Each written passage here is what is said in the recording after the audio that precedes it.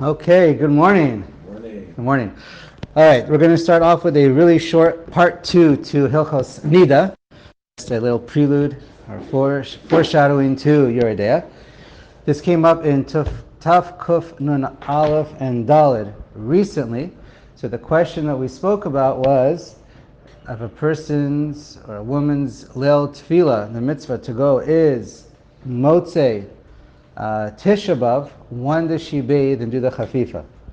So we learned that the Shulchan Aruch clearly writes you do it all Motzei Tisha B'Av, and the Rama writes that she should do the the Rama actually paskins like the Shulchan Aruch in that situation, that she should just do it at night. Unless she can't do it at night, then she's allowed to do it Erev Shabbos. We discussed this at length before. I'm not going to repeat the whole thing. Many other Ashkenazi poskim say to do it Dafka, the main chafifa, Erev Tisha B'Av. So listen back a few days ago and you'll hear that shir. The way I presented it, I think, was very accurate according to the Ashkenazi opinion. But I don't think I did the Shulchan Aruch justice, so I want to just clarify or correct how I presented it. The two conflicting things that come up is there's an inyan to do chafifa bayom, that she should bathe or wash herself during the day, and so that she's not, at least in those days, she had more time and patience during the day, and at night it was more rushed or nervous, or whatever the situation was more rushed, and so it was harder for her perhaps to have the patience to check. So again, obviously nowadays the Metzias might even be the opposite, or is the opposite, depending on the situation. So that's when it comes. Those are the two main issues. Which is more important versus samuch, that the tevila you want to have the going into the mikvah right after bathing and checking, so there's no chance for there to be some kind of a chatzitza hefsek on the body between the bathing, and so it should be samuch, right? So just recap real quick. Basically, the She'iltos, Rambam, Rashba, and the Rif, they write there's really no inyan of checking by the daytime. The way I just presented it, that you have two competing factors, that's really only according to the opinion of Rashi. Happens to be pretty much a das yachid as far as when you count the Rishonim, but it's not like a das yachid opinion. It's a major opinion. Rabbeinu Tam didn't care, but about this opinion, he didn't agree. He didn't really care if it's night or day. But basically, Rov Rishonim say you only have to do chafifa bathe at night, and there's no inyan to do it during the day.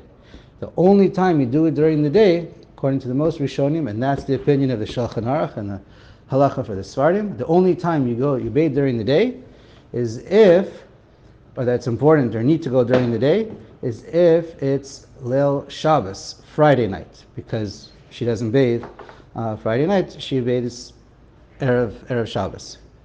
So that would be the halacha for the Sfardim, and that's the main thing. Now, what the Shulchan Aruch does write, he says it's a minhag kasher, ideally, and l'maisa lechatchila, it's the same for Ashkenazim and Sfardim. He writes the minhag kasher is to start bathing before Shkia and finish bathing after Shkia. And this way you're makayim both opinions. Based off of the Gemara Masechtas Nida, where it's unfortunately a conjunction where it says B'yoyim U'Balayla. Right, so we mentioned that in the previous year. Exactly. Yeah. The Gemara says Bayom U'Balayla, two different conflicting opinions, and the question is how to reconcile it. And that's the whole machloket Rishonim. We won't get into detail right now again. So, basic nafka mina, if a woman can only bathe, let's say 4 o'clock in the afternoon, and then go to the mikveh at nighttime, or she could only bathe at nighttime and then go to the mikveh at nighttime. Which is better? So generally speaking, Ashkenazi poskim are going to say clearly that pe'echad, it's better to go during the day, and then at nighttime, depending how far apart, that she should either do a quick rinse with a shower and then go to the mikveh again, or no need to even go again to bathe, but it's better to do the bathing during the day and then go again and then go to the mikveh at night. That would be the general psak of the Ashkenazim. Again, if there's samuch, usually means 30 minutes. Shevat Alevi, based on the Marsham, says for this halacha, again, it's a loose definition. For this halacha, we say 3 hours. So generally, if it's going to be more than 3 hours, then for sure she'd have to do a quick rinse in the shower or something at night. But whatever. So basically, for Ashkenazim, they should go during the day if they can, and if not, at night.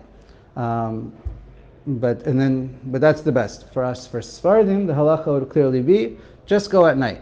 The only time Sephardim women go to the mikvah, to bathe before Shkia, is if they're going to finish bathing right after Shkia, or perhaps 10 minutes before Shkia. Again, samuch, let's say, since it could be 13 minutes, could be half an hour, whatever the situation is. But again, the exact minutes is not what's really critical. It's the idea and being pretty close to the time. So that pretty much clears that up. Now, and Lamaisa, as we mentioned, a lot of it just, in Rav Orach Chaim writes, it really depends a lot on the woman. Her schedule, the house schedule, what's feasible. Mikvahs don't open 3 o'clock in the afternoon as far as I know. So it has to be whatever is reasonable and where she's going to have the patience and ability to bathe properly and to check v'chule. All right.